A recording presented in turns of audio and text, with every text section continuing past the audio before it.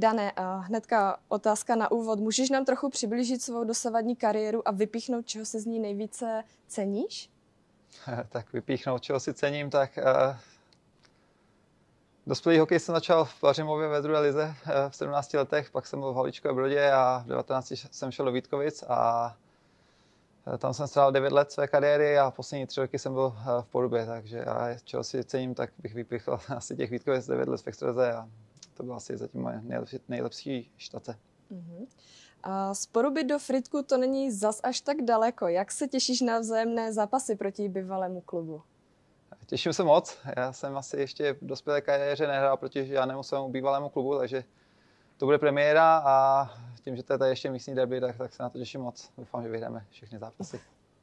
A co bys rád vzkázal našim fanouškům, kteří tě teď uvidí chytat v našem dresu? Tak doufám, že jich bude chodit co nejvíce na naše zápasy a že my uděláme radost těma zápasama a že budeme vyhrávat doma. Dané, moc ti děkuji za rozhovor. Taky děkuji.